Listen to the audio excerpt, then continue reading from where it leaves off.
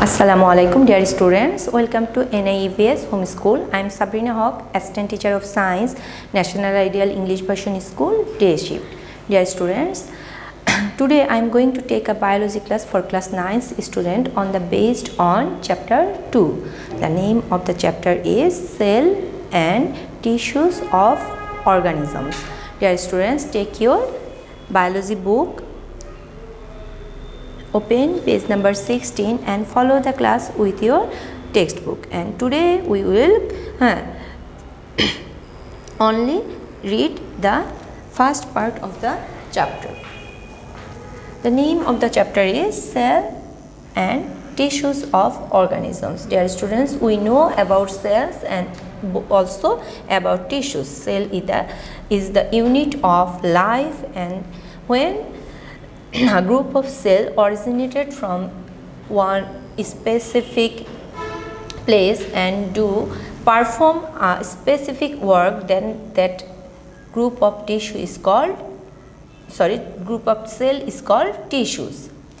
You have already learned the concept of biological cell in your previous classes. Now, based on these ideas, you will learn more about it. The view of a cell of an organism appeared the same both a light microscope and an electron microscope.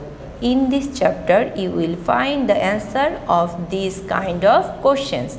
Dear students, today just from all the topics of the chapter, we will discuss about explain the function of main organelles of the plants and animal cell and compare a plant and animal cell, and we will describe up to the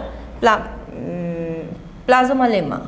Okay, now come to the living cells. You learned in your previous classes that the cell is the structural unit of an organism. What is a living cell? Some scientists describe a living cell as the unit of structure and biological function of an organism. In 1969, Loewy and Sienkiewicz described a cell surrounded by selectively permeable membrane as the unit of living activity which can exactly duplicate itself without any different living medium. Now come to the types of cell. Dear students, that types of cell also we have learned in our previous classes. That means according to nucleus we can divide the cell into two types, prokaryotic and eukaryotic, and according to the function, the eukaryotic cell also divided into two types, somatic and gametic. All living cells are not same, just as they have differences in structure. They also have differences in size, shape and function. On the basis of the organization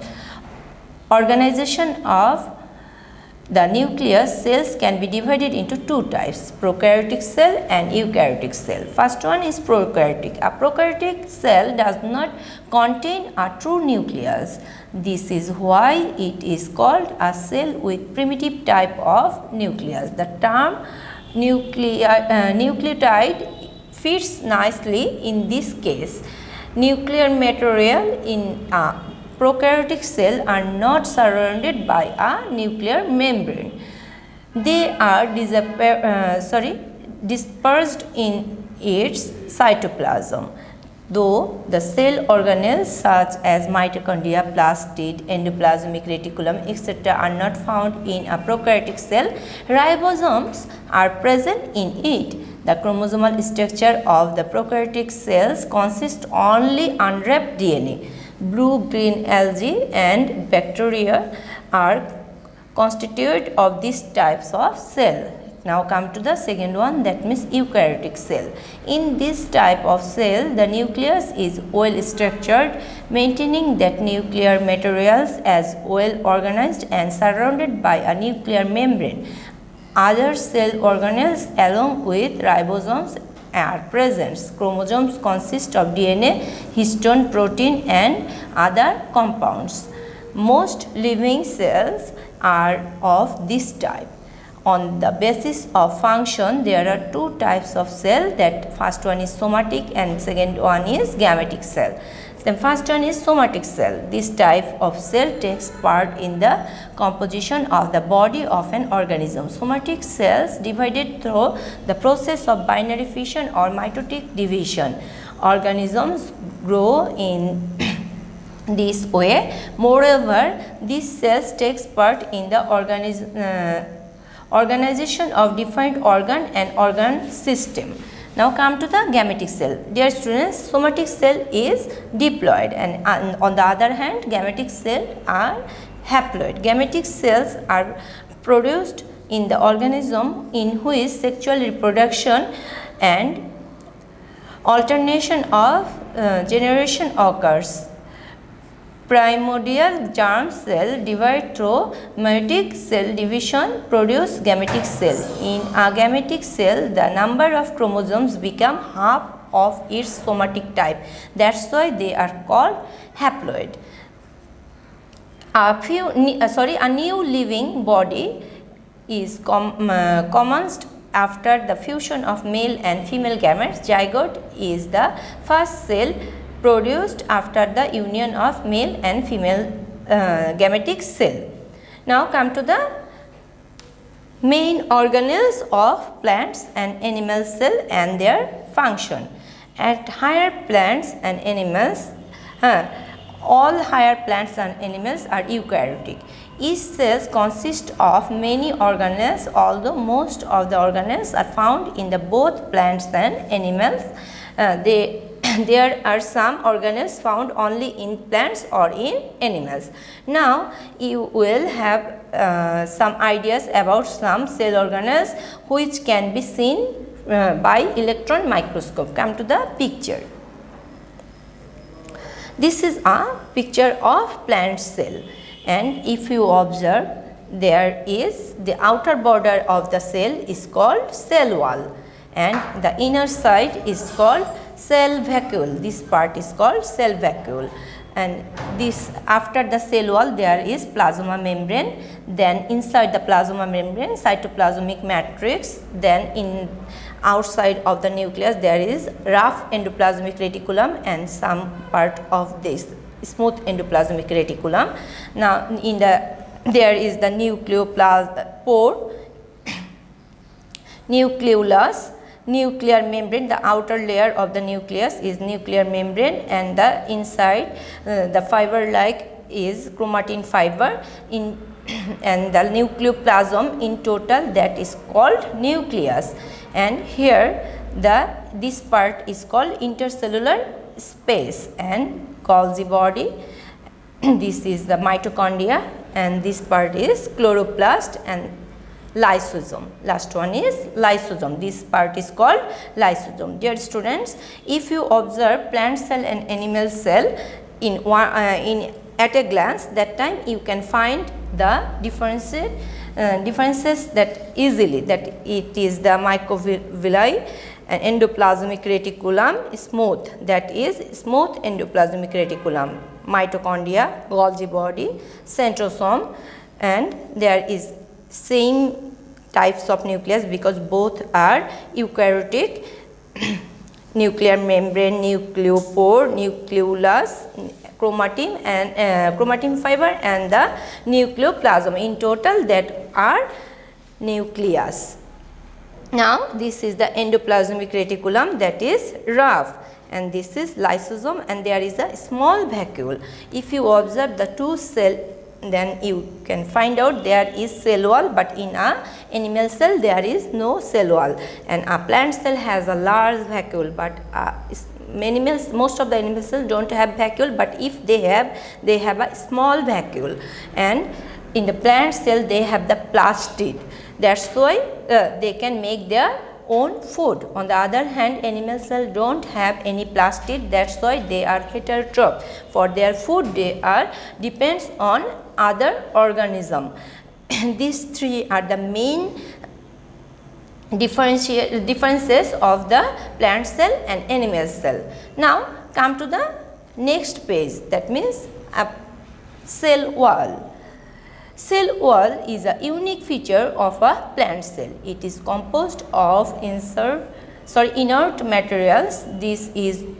There is no cell wall in an animal cell. The chemical composition of a cell wall is complex.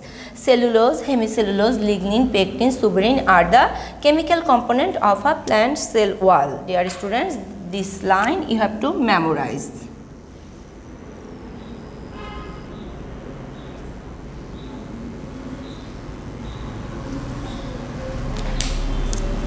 A bacterial cell wall is composed of protein, lipid and polysaccharide, and a fungal cell wall is made up of chitin, and their primary cell wall is single layered and the secondary cell wall is gradually developed through the compilation of different chemical substances secreted from protoplasm in the middle lamina.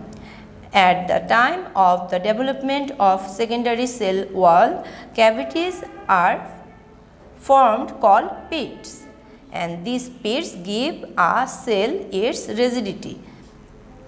The cell wall retains the shape and the size of the cell. Plasmodesmata are formed in the cell wall to exchange the materials with adjacent cell. The cell wall controls its movements of water and minerals. If this is the picture of cell wall, and transverse section and longitudinal section of cell wall, that is the middle laminum.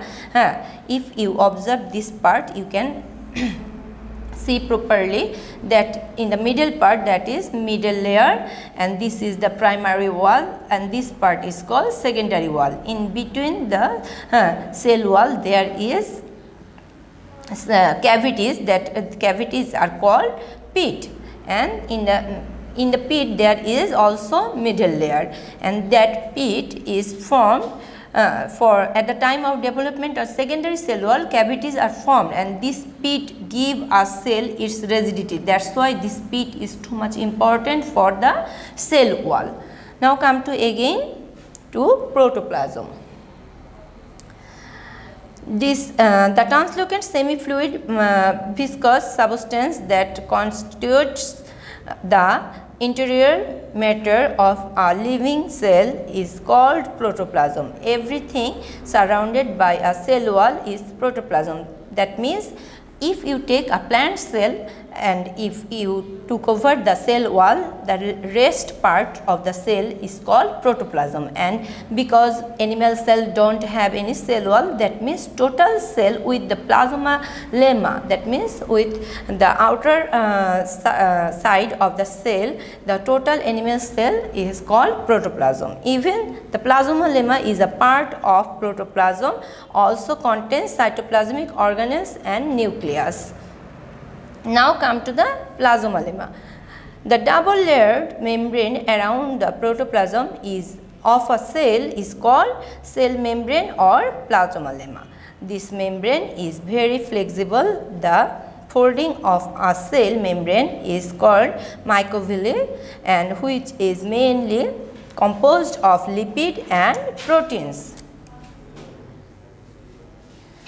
Because it is selectively permeable, the membrane can control the movement of water and minerals through the process of osmosis and separates a cell from its neighboring cell. Dear students, this part is too much important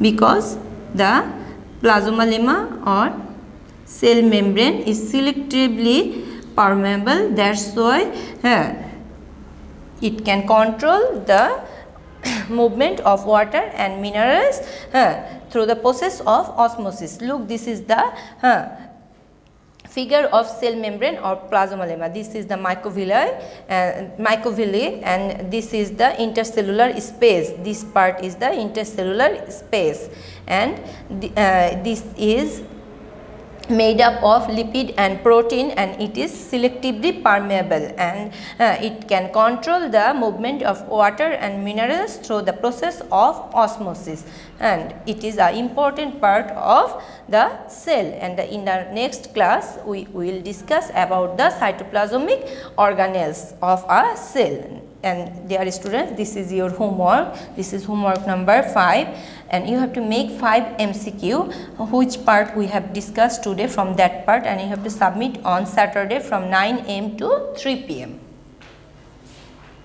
Dear students, I have finished my today's topic. Hope you have understood. Read the chapter properly. This is the basic information of cells and tissues.